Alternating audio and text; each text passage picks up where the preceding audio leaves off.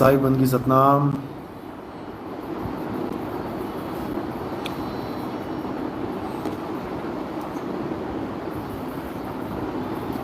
तो सभी भक्तों को, सभी भगत प्रेमियों को साहिब बंदगी सतनाम। परमात्मा की अपार कृपा से ये मूल ज्ञान का प्रचार प्रसार बहुत ही सुंदर तरह से, बहुत ही अच्छी तरह से फैलता ही जा रहा है। और सबसे ज़्यादा खुशी की बात ये है कि अब हमारे सत्संग सुन सुन के जितने भी धर्म गुरु बैठे हैं, बहुत से गुरुओं ने अब हमारी ही भाषा बोलनी शुरू कर दी है। आप यकीन नहीं करेंगे, जो जन्मों जन्मों से पत्थर पूज रहे थे, जो पत्थर को भगवान मान के उनको भोग लगा रहे थे, उनसे दुआएं मांग रहे थे, उनसे अमीर होने की, उनसे खुशियां प्राप्त करने की, उनसे एक अच्छा सुनहरा भविष्य प्राप्त करने की इच्छाएं जो मंदिरों में जाके मांग रहे थे, आज उन्हीं मंदिरों के, उन्हीं आश्रमों के पुजारी जो गुरु बने बैठे हैं, आज वो आत्मा की बात करने लगे हैं। आज वो आत्मा आत्मा कर रहे हैं। आज वो नाशवान शरीर के और अविनाशी आत्मा के बारे में बात करने लगे हैं। तो इसमें भी हमारी ही जीत है, इसमें भी हमारा ही संदेश लोगों तक पहुंच रहा है। और धीरे धीरे लोग खुद ही समझते चले जाएंगे कि आखिर ये आत्मज्ञान की लहर आई है तो आई कहाँ से है। अगर ये बात चली है तो ये चली कहाँ से है। धीरे धीरे लोग अपने आप हम तक पहुंचना शुरू कर देंगे। तो इसमें भी हमारी ही जीत है, इसमें भी हमारी ही विजय है, सतनाम का ही डंका है इसमें भी। तो इसलिए बहुत बहुत आप लोगों को मुबारक हो कि अब हमारा देश कुछ ही सालों में विश्व गुरु बनने की राह पे चल पड़ेगा।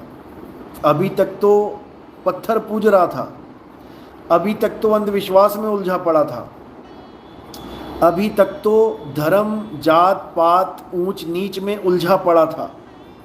अभी इसको हम विश्व गुरु नहीं कह सकते, धर्म गुरु नहीं कह सकते। अभी तक तो इसको खुद किसी गुरु की जरूरत है। अभी तक तो खुद भारत को किसी गुरु की जरूरत है, जो भारत में ही जो मुद्दे हैं धर्म के नाम पे, जात के नाम पे, इनको सॉल्व कर दे। अभी तो खुद इसे गुरु की जरूरत है। अभी कहाँ ये विश्व गुरु बनेगा। ये विश्व गुरु तब बनेगा जब इसके अपने मुद्दे ठीक हो जाएंगे, सुलझ जाएंगे और ये दूसरों को प्रकाशित करने के लिए निकल पड़ेगा। विश्व को एक मार्ग देगा, एक रास्ता बताएगा एक होने का, झगड़ों को दूर करके प्रेम से रहने का, अमन शांति चैन से रहने का। ये तब विश्व गुरु कहलाएगा। अभी इसको कोई विश्व गुरु मत कहने लग जाना कि कोई सोचने लग जाए कि भारत विश्व गुरु है। बिल्कुल नहीं है। इसके तो अपने इतने मसले हैं कि अभी छोटा सा झगड़ा हो जाए तो बड़े से बड़ा धर्म युद्ध बन जाता है। एक त्यौहार आता है और सबकी जान सूली पे टंगी होती है कि इस त्यौहार में कोई झगड़ा ना हो जाए धार्मिक लोगों का आपस में, धर्म के नाम पे। अभी इसको विश्व गुरु नहीं कह सकते।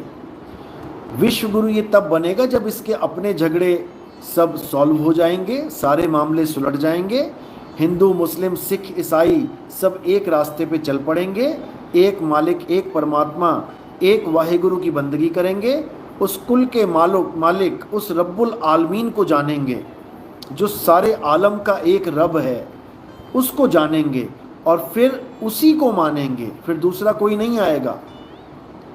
तब समझना कि हाँ, अब भारत दूसरे देशों को राह दिखाने वाला बन गया है। जिसकी अपनी राह नहीं पता अभी, कब किस राह में, कब किस गली में दंगे हो जाएं, वो दूसरे को क्या राह दिखाएगा। तो इसलिए मेरे भाइयों, आप चाहे हिंदू हैं, चाहे मुसलमान, चाहे सिख हैं, चाहे ईसाई, इससे कोई फ़र्क नहीं पड़ता। सबसे पहले आप ये जान लें कि आप भारतीय हैं। हमारे देश को आगे बढ़ाना है तो हम सबको ज़ोर लगाना है।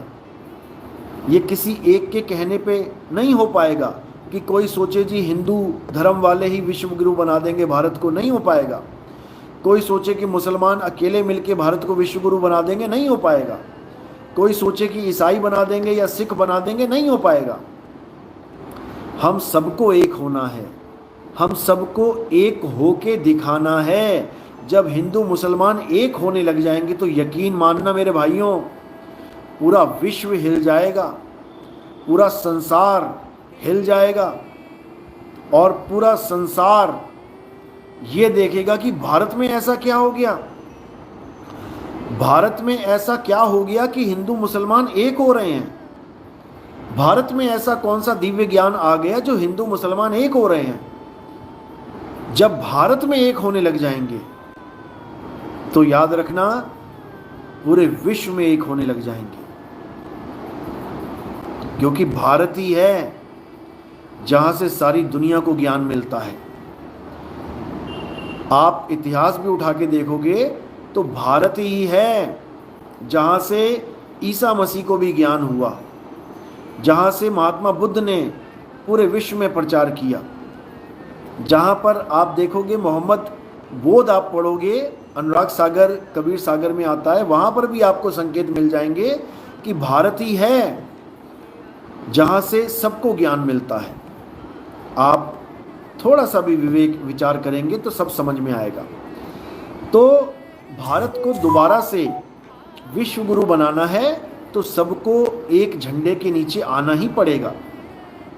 और याद रखना, एक झंडे के नीचे हम तब आ पाएंगे जब हम अपने वैर विरोध को ख़त्म करेंगे, जब हम अपनी सारी जितनी भी हमारी आपसी मतभेद हैं इन सबको ख़त्म करेंगे। ये तब हो पाएगा, नहीं तो नहीं होगा। नहीं तो बातें ही हैं, जितना मर्जी कोई जोर लगा ले। तो हमें कैसे रहना है भारत देश में, हिंदुओं को, मुसलमानों को, सिख को, ईसाई को, सबसे पहले तो ये समझ लो कि ये देश हम सबका है। पहले तो ये चीज़ दिमाग से निकाल दो कि केवल हिंदुओं का है, या ये भारत देश केवल मुसलमानों का है, या केवल सिखों का है, या केवल ईसाइयों का है, या केवल नास्तिकों का है। पहले इस चीज़ को दिमाग से निकाल दो।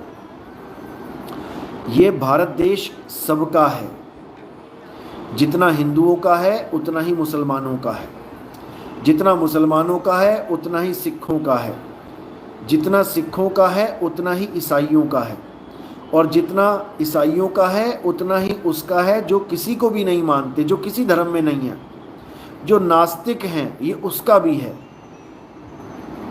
समझ लो,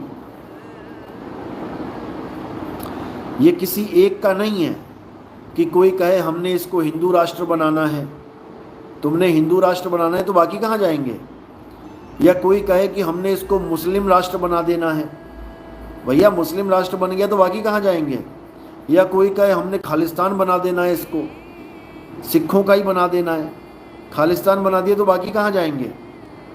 तो इसलिए इस देश को ऐसा बनाना है कि चारों भाई, चारों भी कहूँगा, पांचों भी कहूँगा, छठों भी कहूँगा, जितने भी भाई हैं, क्योंकि बुद्ध वाले भी कहेंगे हम तो बुद्धिस्ट देश बना देंगे इसको, जैन वाले कहेंगे हम जैनी देश बना देंगे।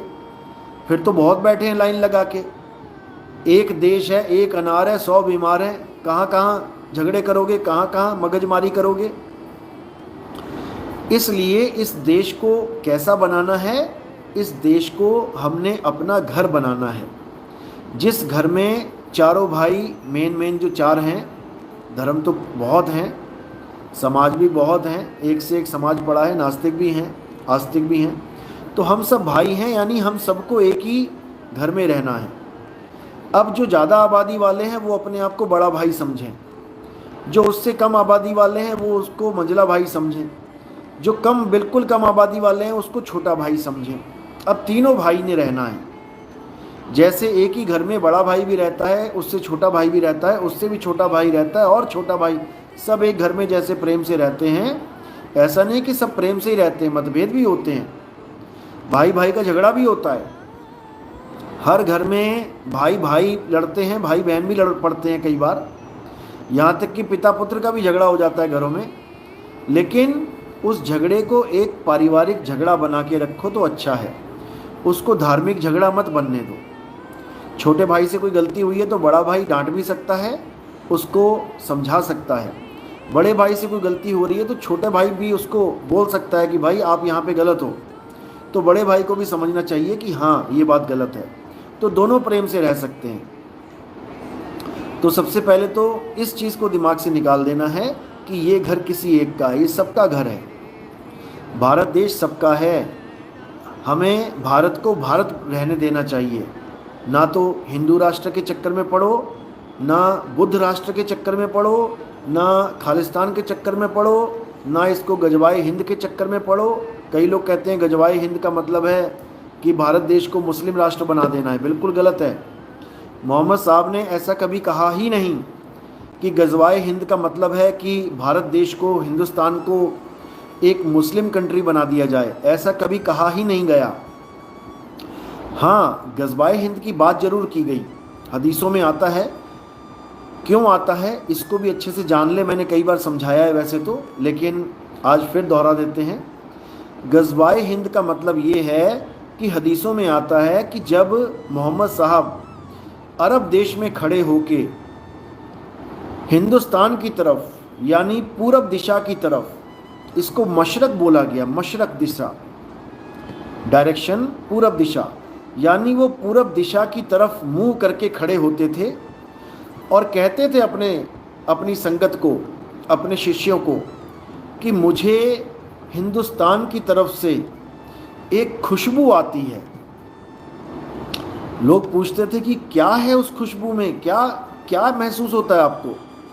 तब वो कहते थे कि हिंद की तरफ से मुझे ऐसी खुशबू आती है जैसे मानो कि वो गजवाए हिंद, यानी एक बहुत बड़ा आंदोलन कह दो, युद्ध कह दो, धर्म युद्ध कह दो, कुछ भी कह दो, कि हिंदुस्तान की तरफ से एक ऐसी खुशबू आती है जो सारे संसार को खुशबू से भर देगी, जो सारे संसार को इतना महका देगी कि हर घर में वो खुशबू फैल जाएगी, हर घर में वो दिव्य ज्ञान, यहाँ खुशबू का मतलब ज्ञान है, वो दिव्य ज्ञान पूरे संसार में फैल जाएगा और हिंदुस्तान का नाम लिया गया वहाँ पे। हमें गर्व होना चाहिए कि हदीसों में हिंदुस्तान का नाम आता है, गजवाए हिंद की बात चलती है। हमें गर्व होना चाहिए इस बात पे कि मुसलमानों के धर्म में भी हिंदुस्तान की तरफ इशारा किया जा रहा है कि हिंदुस्तान ही वो एक ऐसा देश है जहां से गजवाए हिंद का आगाज होगा। इसका मतलब ये नहीं कि ये मुसलमानी देश बन जाएगा, ऐसा बिल्कुल नहीं बोला गया है। और हिंदुस्तान के मुसलमान जो बहुत ही विवेकी मुसलमान भाई हैं, वो अच्छे से जानते हैं इस बात को, और वो मजाक उड़ाते हैं उन लोगों का जो ये कहते हैं कि हिंदुस्तान को मुस्लिम कंट्री बना दिया जाएगा, गजवाए हिंद का ये मतलब है। मजाक उड़ाते हैं वो लोग जो विवेकी मुसलमान हैं कि ये तो जाहिल हैं, कुछ भी बोलते रहते हैं। उनको समझ में आती है ये बात कि हदीसों में गजवाए हिंद का जो नाम बोला गया है वो क्यों बोला गया है। उनको पता है ये बात कि हिंदुस्तान से ही एक ऐसा मुहिम चलेगा, एक ऐसा मुहिम छेड़ा जाएगा जो पूरे विश्व को अमन शांति का पाठ पढ़ाएगा। हमें गर्व होना चाहिए, गजवाए हिंद से हमें परेशान नहीं होना चाहिए।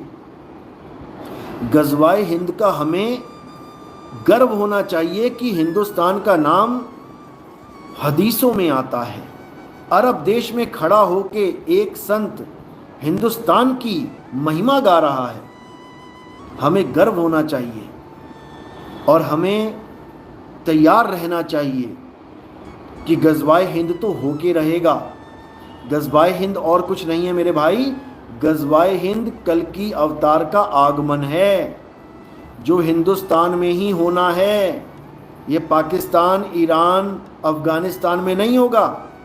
कई लोग ये तुक्का मार रहे हैं कि गज़वाए हिंद का मतलब है कि अफ़गानिस्तान से या पाकिस्तान से या ईरान से कोई एक ऐसा प्रचारक आएगा जो सारे विश्व में सबको मुसलमान बना देगा। कुछ लोग ये दुष्प्रचार कर रहे हैं, लेकिन उनको ये समझ में नहीं आ रहा कि गज़वाए हिंद का मतलब गज़वाए ईरान नहीं है, गज़वाए अफ़गानिस्तान नहीं है, गज़वाए पाकिस्तान नहीं है, ये गज़वाए हिंद है। हिंद, इसीलिए नाम भी बोल दिया गया, मशरक भी बोला गया, डायरेक्शन भी बता दी गई हदीसों में कि पूरब की दिशा से वो आएगा और सारे संसार को एक कर देगा। ये हदीसों में दर्ज है। कोई इसको बनी बनाई बातें, बनावटी बातें ना समझने लग जाना। ये सब पहले से दर्ज है। 1400 साल पहले इस बात का जिक्र कर दिया गया है और कल की अवतार का जिक्र तो कब से किया गया है। लेकिन लोग अभी भी सोच रहे हैं कि कोई घोड़े पे बैठ के आएगा, तलवार लेके आएगा, लोगों को काटेगा, मारेगा, तब जाके धर्म की स्थापना होगी। अरे जब सबको काट मार दिया तो धार्मिक कौन रहेगा? फिर स्थापना किसकी करेंगे जब सब मर ही जाएंगे? तो यही कुरान का हवाला देके, हदीसों का हवाला देके लोग कहते हैं कि इतनी बड़ी तबाही होगी कि पक्षी भी ज़मीन पर पैर नहीं रख पाएगा, हर जगह लाशें ही लाशें बिछी होंगी, खून ही खून। अरे जब हर जगह लाशें ही लाशें बिछ गई, पक्षी को पैर रखने की जगह नहीं है, तो फिर इस्लाम कौन कबूल करेगा? सारे मर ही गए तो सबको मुसलमान कैसे बनाएंगे भाई? तो इन बातों को ये लोग नहीं समझ पाते और मनमुखी ज्ञान को परोस दिया जाता है। हदीसों में ये भी आता है कि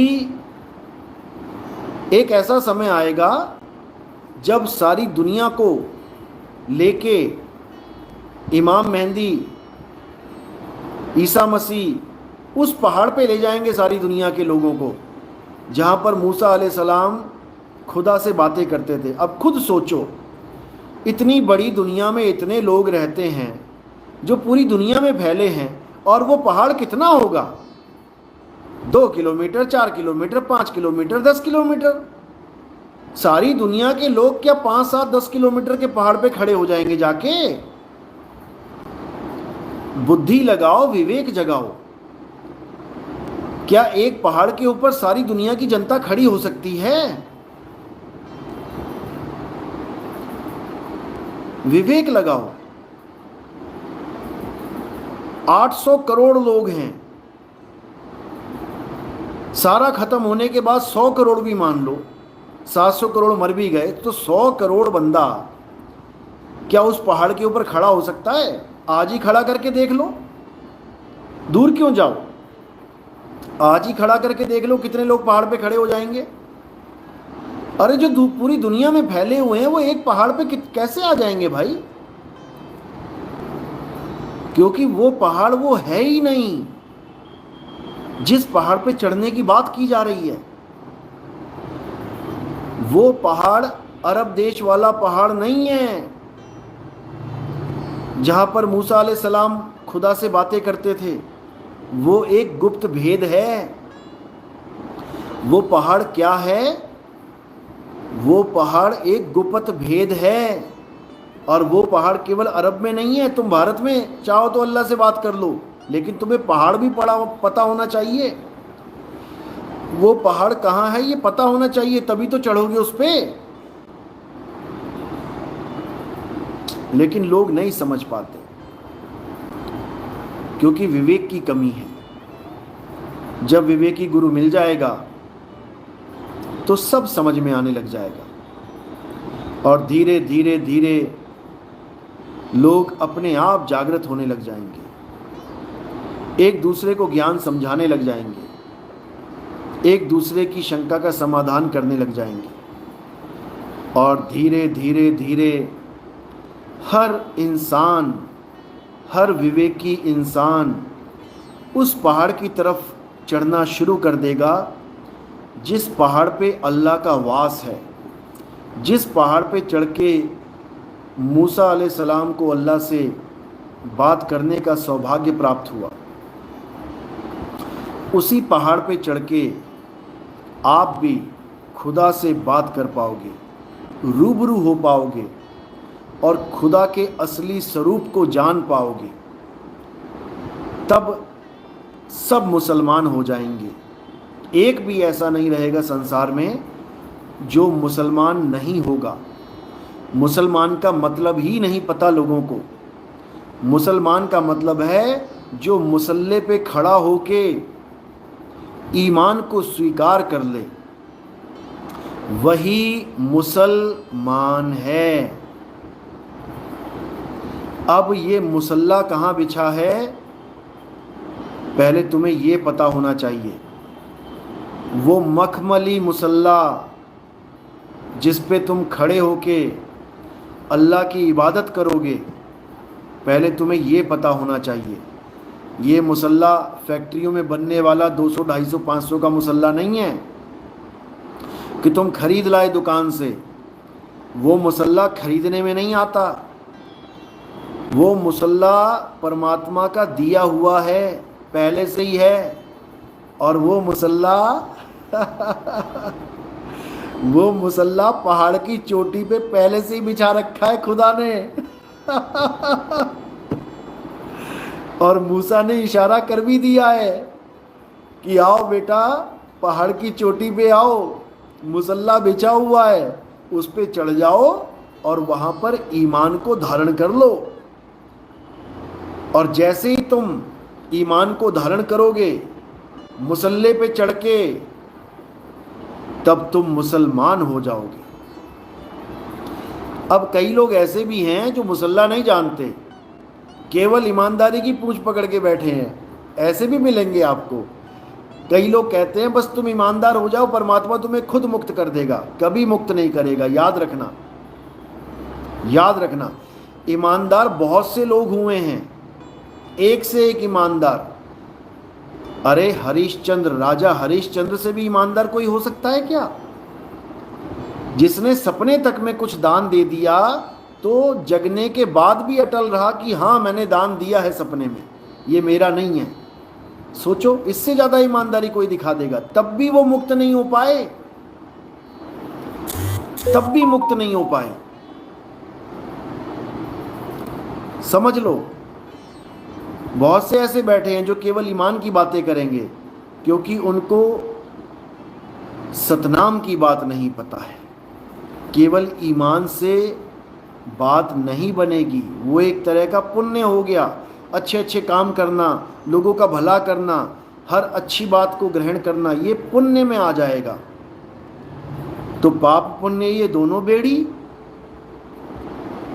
मैं ये नहीं कह रहा कि पुण्य नहीं करना है, बिल्कुल करना है, करना पड़ेगा, क्योंकि इस संसार में बैलेंस बना के रखना है। पाप और पुण्य दोनों का बैलेंस बनता है, उसी के हिसाब से युग परिवर्तन होता है। ज़्यादा पाप बढ़ गया कलयुग आ गया, ज़्यादा पुण्य आ गया सतयुग आ गया। ये दुनियावी कलयुग और सतयुग हैं। आध्यात्मिक कलयुग, सतयुग, त्रेता, द्वापर कुछ और है। अब हमारे सत्संग सुन सुन के लोग मीट खाना छोड़ देते हैं। यहाँ तक कि राजस्थान के कुछ कसाई भाई जो कसाई थे, उन्होंने बकरे काटना छोड़ दिया हमारे सत्संग सुन के। उन्होंने मुर्गियों का कत्ल करना छोड़ दिया। हाथे लगा के बैठे थे, खुद ही काट के खुद ही बेचते थे। दुकानें बंद कर दी और सत्संग में आ गए। ऐसे भी लोग हैं। तो पाप छोड़ के पुण्य धारण कर लिया, अच्छी बात है, क्योंकि पुण्य करना कोई बुराई नहीं है। हाँ, पुण्य करने के बाद उससे मुक्त कैसे होना है वो हम समझाएंगे आपको। वो हम समझाएंगे, लेकिन पाप करके बिना भोगे मुक्त नहीं हो सकते। पुण्य करके बिना भोगे मुक्त हो सकते हैं, उसका तरीका बताया जाएगा। समझ लो, कोई पुण्य करने से ना डरे, जैसे पाप करने से डरते हैं, कोई पुण्य करने से ना डरे।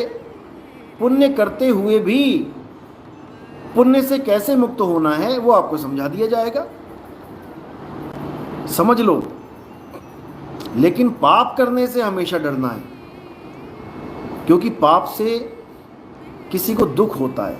किसी का बच्चे को मारोगे, किसी का गला काटोगे, उसको दुख होगा।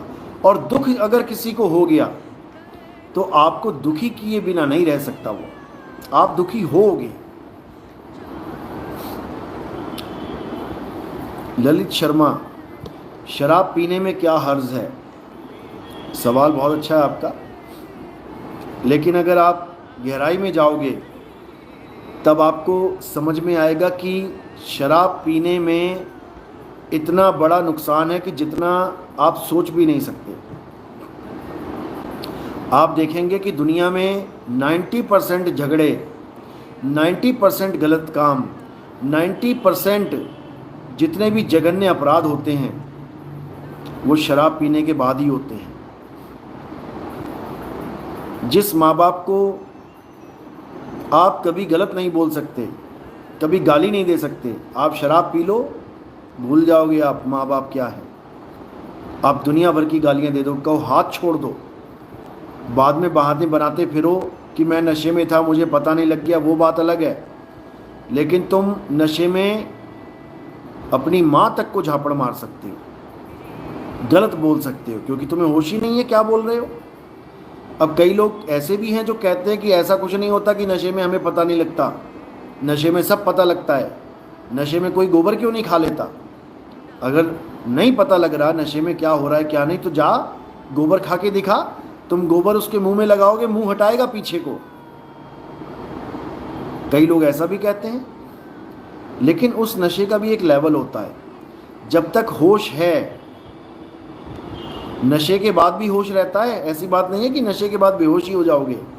जब तक नशे के बाद होश है और थोड़ा सा भी होश है, कोई तुम्हारे मुंह में गोबर लगाएगा तुम नहीं लगाने दोगे। इसका मतलब नशे में होते हुए भी तुम अभी होश में हो। और जब एक नशे का एक हद पार हो जाएगी, यानी अब तुम्हें नहीं पता कि वो गोबर है कि सलाद है कि वो सब्जी है, सरसों का साग है जब तुम्हें ये भूल जाए, ये होश ना रहे कि ये सलाद, ये साग है या गोबर है, तब समझ लो कि अब ओवरडोज हो गई है। ओवरडोज में कुछ भी खिला दोगे सब चलेगा। तो नशा, शराब का नशा कोई अच्छी बात नहीं है जिसमें आपका होश ख़त्म हो जाए, अच्छी बात नहीं है। बहुत से गुनाह हो जाते हैं शराब के नशे में। तो शराब का नशा नुकसानदायक है। ललित शर्मा, सुल्फा पीने में क्या हर्ज है? अब तुम सारे नशे गिनाते रहो। अरे भैया पॉइंट टू पॉइंट बात कर लो कि नशा कोई भी अच्छा नहीं है। अगर सुल्फा पीने में कोई हर्ज नहीं है तो आप सुल्फा खरीद के लाओ, अपनी बीवी को, अपने बच्चों को, अपने माता, अपने पिता, अपने सारे खानदान को पिलाना शुरू कर दो। तुम्हें खुद समझ में आ जाएगा कि पीने में हर्ज है कि नहीं है मुझसे क्या पूछ रहे हो? अगर इसमें कोई हर्ज नहीं है तो तुम अपनी बहन को, अपनी बेटी को, अपनी बीवी को, अपनी माता जी को पिलाना शुरू कर दो, इसमें कोई हर्ज नहीं है। अगर तुम पिला पाओ तो समझ लेना कि कोई हर्ज नहीं है, और अगर नहीं पिला पाओ तो समझ जाना कि कोई हर्ज है। अब ये फालतू के सवाल दोबारा मत करना। चलो, Satnam Satnam Satnam Satnam.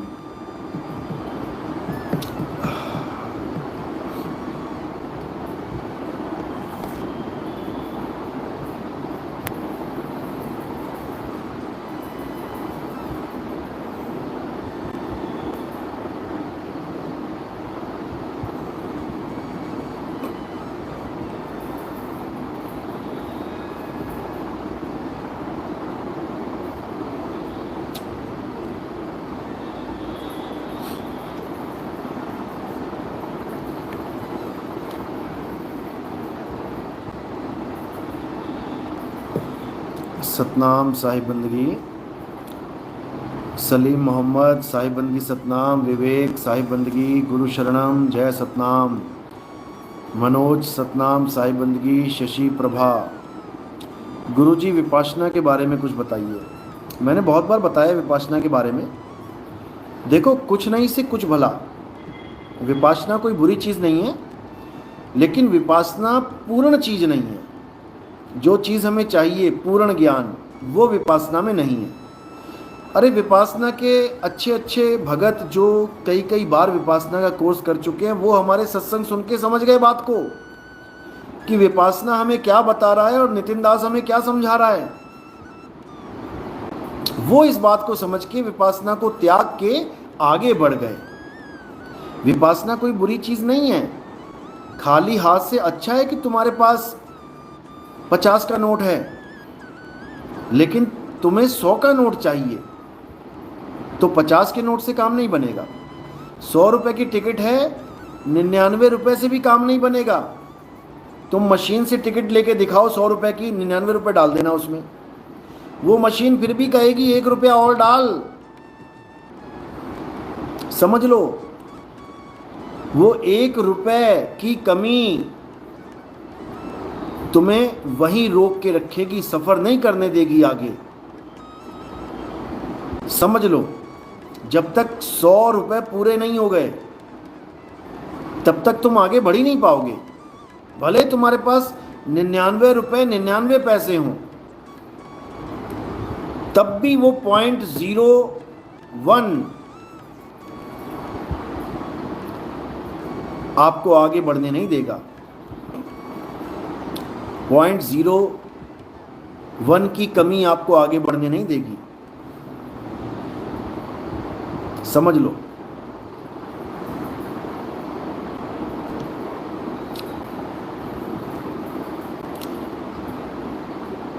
Artist vlogs bye सोहम। गुरुजी मकर तार के बारे में बताइए। मुझे पूछते 3 महीने हो गए। नहीं भाई, ऐसा कैसे। मकर तार के बारे में मैंने पहले भी कई बार बोला है। अगर आपने सत्संग सुने होंगे ध्यान से तो समझ में आ जाएगा। पहले तो ये समझ लो कि मकर तार का जिक्र केवल कबीर साहब की वाणियों में आपको मिलेगा, या फिर कबीर साहब से जुड़े हुए अन्य संतों की वाणियों में, जिन्होंने भी कबीर साहब से ज्ञान लिया है, उन संतों की वाणियों में आपको मकर तार का जिक्र आ जाएगा। अब मकर तार क्या होता है इसको समझ लो अच्छे से।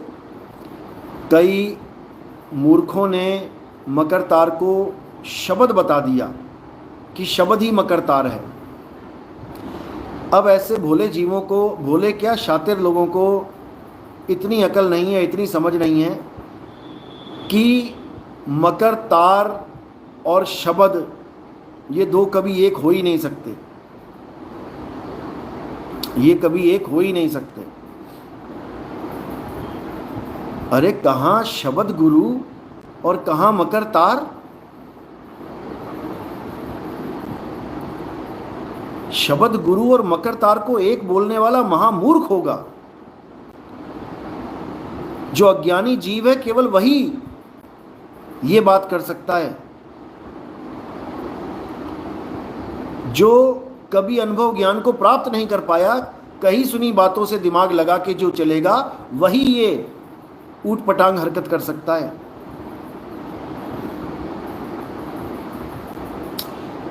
मकर तार नाम में ही देखिए अर्थ छुपा है। मकर तार, तार का जिक्र आता है रस्सी के रूप में। रस्सी से जैसे किसी को खींचा जाए। और साहिब ने भी मकर तार का जिक्र किया है कि मकर तार पे चढ़ो संभार संभार, यानी चढ़ने की बात चल रही है। अब चढ़ रहा है अगर कोई तो कहीं ना कहीं पहुंचेगा। जैसे रस्सी और पेड़ पेड़ की कोई डाल है जहाँ से रस्सी बंधी है, अब कोई रस्सी को डाल कहने लग जाए, उससे बड़ा मूर्ख कोई नहीं होगा। यानी रस्सी को पकड़ के आप चढ़ोगे तो आप डाल के ऊपर जाके बैठोगे। रस्सी अलग है, रस्सी एक माध्यम है, और जो डाल है वो मंजिल है। अब अगर कोई ये कह दे कि रस्सी ही मंजिल है, यानी रस्सी ही डाल है, तो उस बेवकूफ़ को कान पकड़ के समझाना चाहिए। ये गाजीपुर वाला है ना, यही बोलता है कि मकर तार ही शब्द है। इसके कान मरोड़ने वाला कोई मिल नहीं रहा है।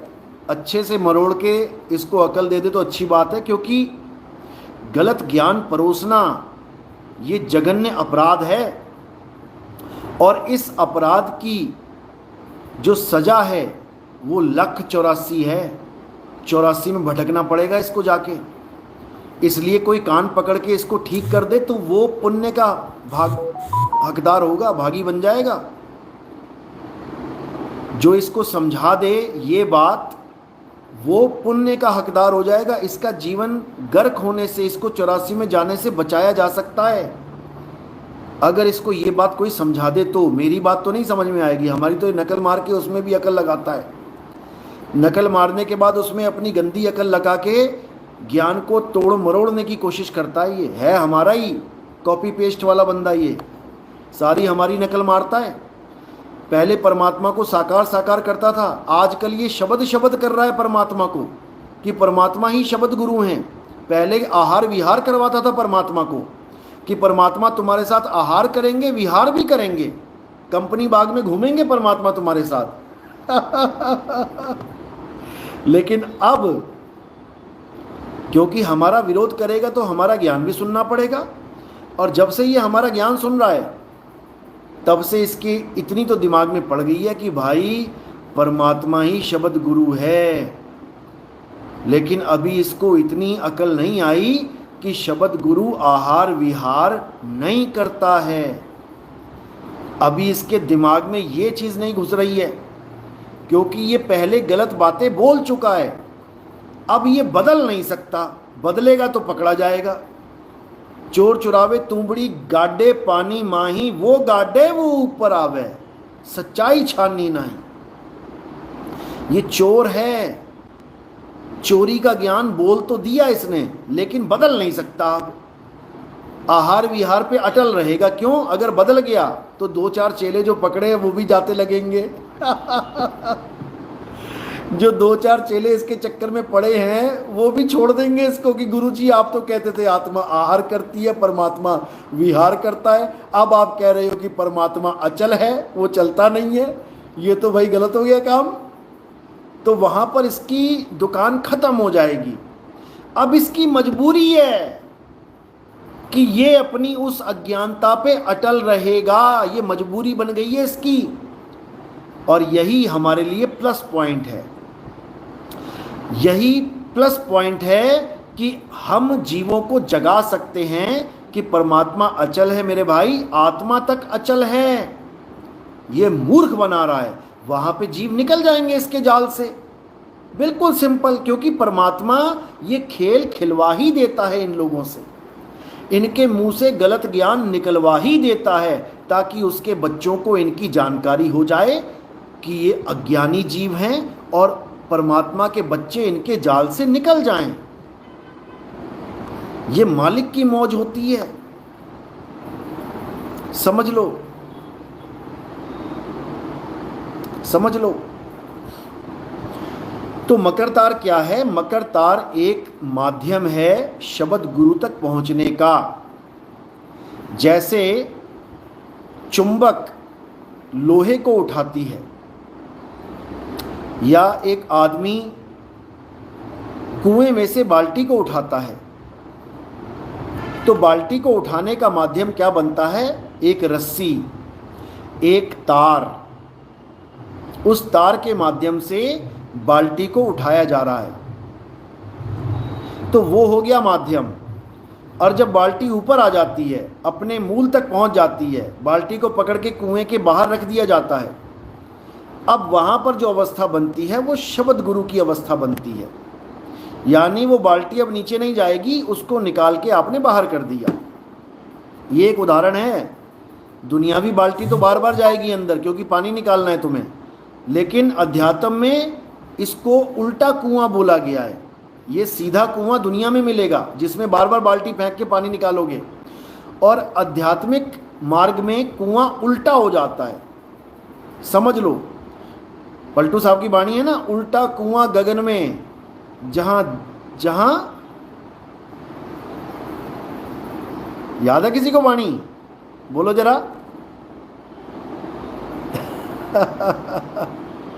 बोलो बोलो, लिखो जरा।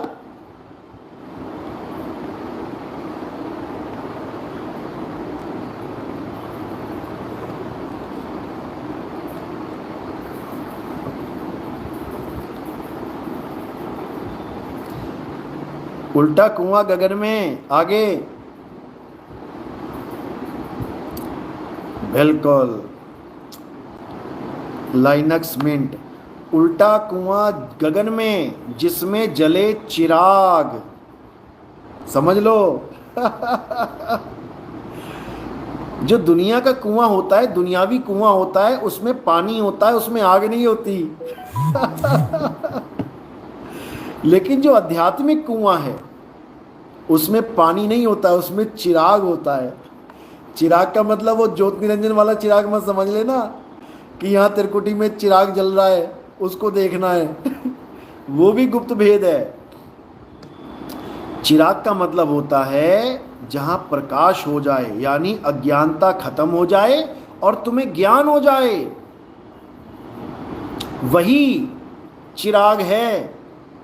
जैसे मैं मलेशिया में गया था, तो मलेशिया में जो साईं बाबा का मंदिर था, जहाँ पे मैंने लाइव चलाया था, साईं बाबा के मंदिर में जो मेन प्रधान जी थे, जो वहाँ के ऑनर थे, पूरी मैनेजमेंट के, ट्रस्ट के जो ऑनर थे, जब उनके साथ बात चली तो यही बात चली।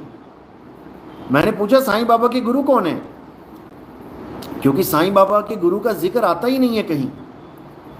लेकिन मैंने उनको इतना इशारा जरूर किया था कि साईं बाबा भी कबीर पंथी थे, और उनकी स्टेटमेंट मजिस्ट्रेट के सामने स्टेटमेंट है लिखित में।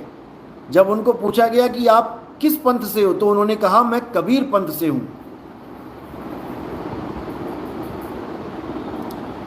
समझ लो, यानी बाबा ने मुहर लगा दी है कि मैं किस पंथ से हूं। पंथ का मतलब होता है रास्ता, यानी बाबा को किसने रास्ता बताया है? साईं बाबा को कबीर साहब ने रास्ता बताया है। सबका मालिक एक है, सबका मालिक एक है, लेकिन वो कभी ये नहीं बोले कि सबका मालिक एक वो कौन है। सबका मालिक एक है तो वो बोलते रहे, लेकिन वो मालिक कौन है ये बताने का उनको आदेश नहीं था। किसी संत को आदेश नहीं था, वरना सारे संत बता देते कि सबका मालिक कौन है। लेकिन ये ज्ञान गुप्त रखने के लिए बोला गया। धर्मदास मेरी लाख दुहाई, मूल ज्ञान बाहर ना जाई। समझ लो, समझ लो।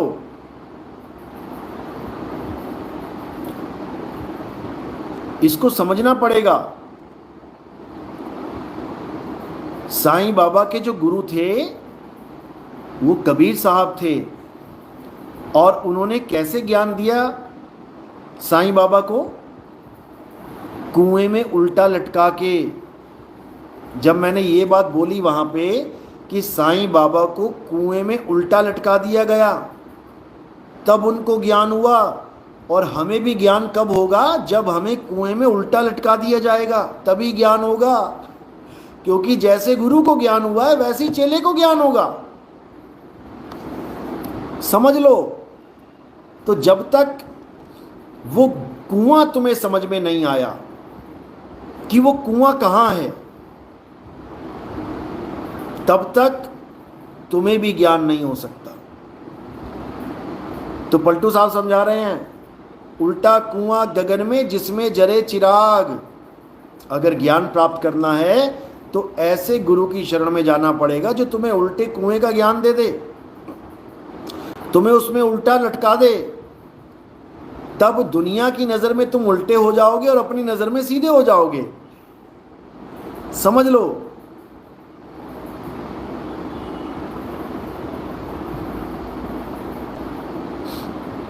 G7 साईं बाबा के गुरुजी का आज पता चला मुझे 26 की एज में। ओ मेरे राम, शुक्र करो कि 26 की एज में पता लग गया। जो साईं बाबा के 100 साल से भक्ति कर रहे हैं उनको नहीं पता कि साईं बाबा का गुरु कौन है। और ये उल्टा कुआं वाला जो खेल है, ये साईं बाबा जी के ग्रंथ में बाकायदा चित्र बना रखा है।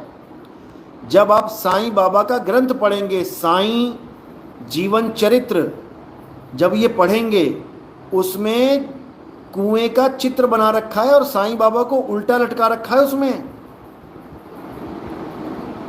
समझ लो, ये उल्टा लटकने का मतलब ही है मकर तार की डोर पे चढ़ना। समझ लो, उल्टा लटकाया जाता है रस्सी से। समझ लो, अब तुमने उसी में उलट जाना है। तो जैसी तुम उल्टोगे, उलट समानी आप में प्रगटी ज्योत अनंत, और साहिब सेवक एक संग खेले सदा बसंत। समझ लो।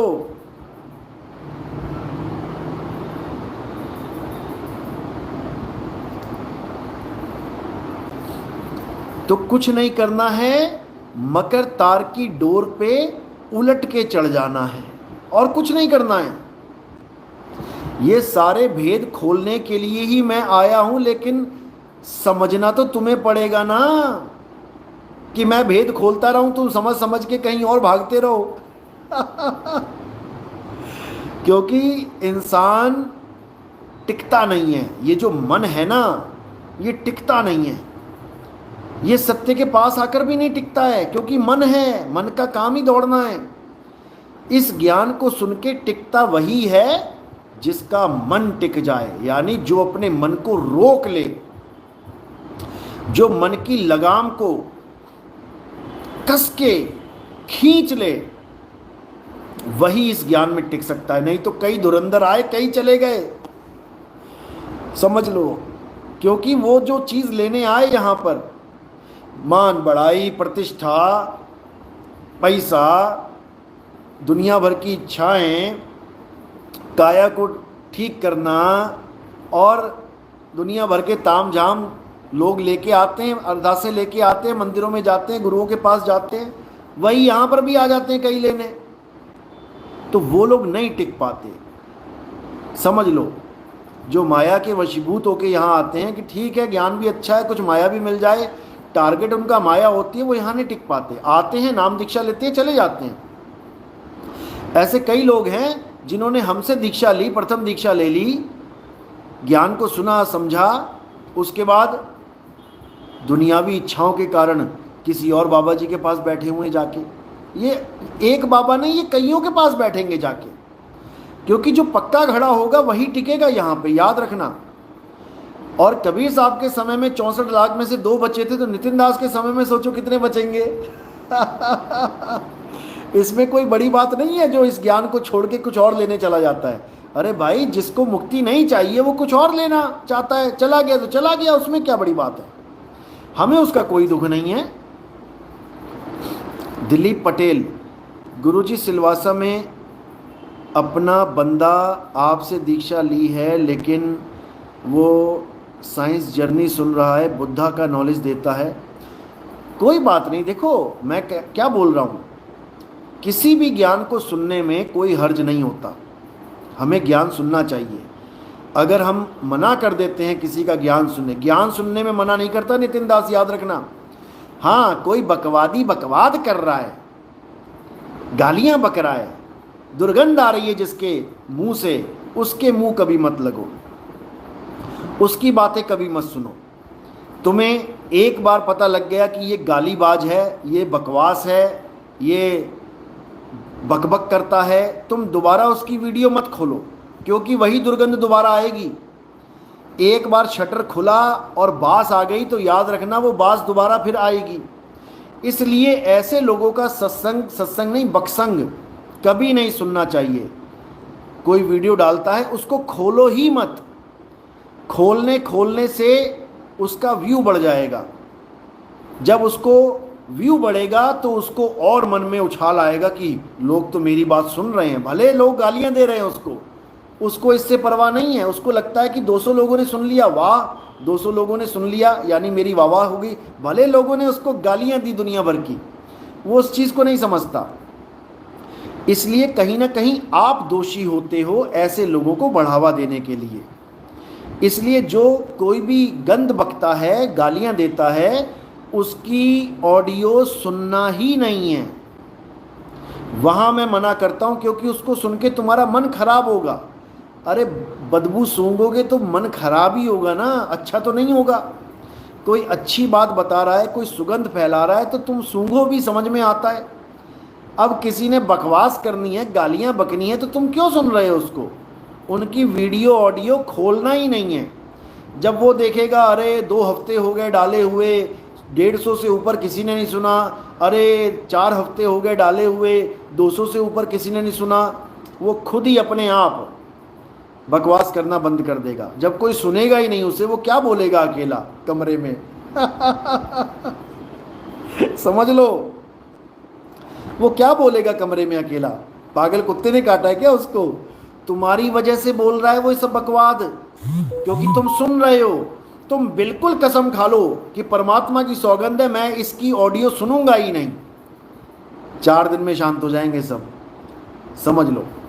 इसलिए YouTube पे कोई भी गालीबाज है उसको नहीं सुनना है। YouTube पे कोई भी ज्ञान प्रचार करता है उसको जरूर सुन लो। उसको सुनोगे तो तुम्हें समझ में आएगा कि ये कितने पानी में है।